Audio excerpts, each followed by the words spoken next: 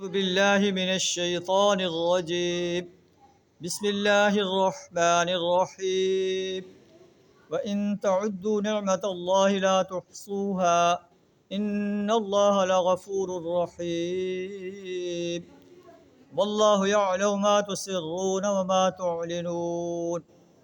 والذين يدعون من دون الله لا يخلقون شيئا وهم يخلقون. صدق اللہ العظیم. سورہ النحل آیت نمبر 18 سے 20 تک آپ کے سامنے تلاوت کی ہے. ان کا ترجمہ کچھ اس طرح ہے: وَإِن تَعُدُّوا نِعْمَةَ اللَّهِ لَا تُحْصُوهَا. اگر تم اللہ کی نعمتوں کو شمار کرنا چاہو تو تم شمار نہیں کر سکتے. اللہ نے جو پچھلے رکوع میں جو ہے اپنی نعمتیں بیان فرمائی ہیں، اور بے شمار نعمتیں ہیں. اللہ فرماتا ہے کہ تم ان کو شمار کرنا چاہو تو نہیں کر سکتے. ان اللہ لغفور الرحیم. یقیناً اللہ بخشنے والا بڑا مہربان ہے. اتنی نعمتیں پا کر بھی انسان جو ہے اللہ کی ناشکری کر رہا ہے، پھر بھی اللہ انہیں مہلت دے رہا ہے کہ شاید یہ سمجھ جائے. اللہ جو ہے اگر وہ پلٹ آئیں، اپنے شرک سے باز آ جائیں، اللہ بخشنے والا بڑا مہربان ہے. واللہ یعلم ما تسرون وما تعلنون. اللہ جانتا ہے جو تم پوشیدہ، جو تم چیزیں چھپاتے ہو اور جو اعلانیہ کرتے ہو. والذین یدعون من دون اللہ لا یخلقون شیئا وهم یخلقون. اور وہ لوگ جو ہے اللہ کو چھوڑ کر کسی اور کو پکارتے ہیں، وہ کوئی چیز پیدا نہیں کر سکتے. وهم یخلقون. اور وہ خود اللہ کی مخلوق ہیں، اللہ کے پیدا کیے ہوئے ہیں. اموات غیر احیاء. مردہ ہیں، زندہ نہیں ہیں. وما یشعرون ایان یبعثون. انہیں اس بات کا شعور بھی نہیں ہے کہ انہیں کب اٹھایا جائے گا. تو ان آیات میں بھی اللہ تعالیٰ جو ہے توحید بیان فرما رہا ہے. مکہ کے قریش جو ہے وہ اللہ کے ساتھ شریک ٹھہراتے تھے، بتوں کو شریک ٹھہراتے تھے، جو ہے بزرگ انسانوں کے مجسمے بنا کر ان کے سامنے اپنی حاجات پیش کرتے تھے اور ان کے سامنے نظریں اور نیازیں چڑھاتے تھے.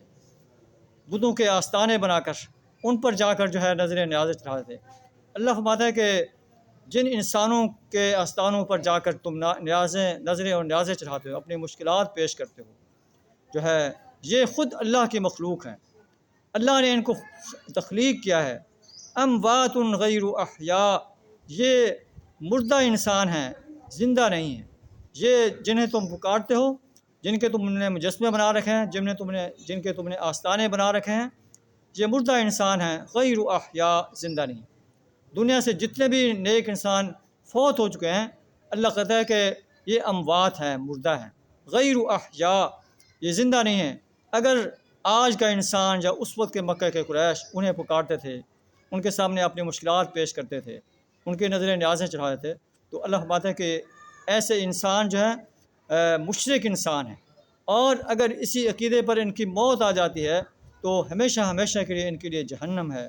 ان اللہ لا یغفر ان یشرک بہ. اللہ اس بات کو نہیں بخشتا کہ اس کے ساتھ شریک ٹھہرایا جائے. ویغفر ما دون ذلک لمن یشاء. اس کے علاوہ چاہے جتنے بھی گناہ ہوں، اللہ چاہے تو معاف کر دے. اللہ فرماتا ہے کہ جن بزرگوں کے جو ہے پر یہ نظریں نیازیں چڑھاتے ہیں، جن کے سامنے مشکلات پیش کرتے ہیں، اموات غیر احیاء، یہ مردہ انسان ہیں، زندہ نہیں ہیں. وما یشعرون ایان یبعثون. انہیں اس بات کا بھی شعور نہیں کہ کب اٹھایا جائیں گے. اللہ سے دعا کرا ہمیں توحید کا صحیح شعور عطا فرمائے، اپنی ہی پرستش، اپنی ہی بندگی اور اپنی ہی اطاعت کرنے کی توفیق عطا فرمائے. وآخر دعوانا ان الحمد للہ رب العالمین.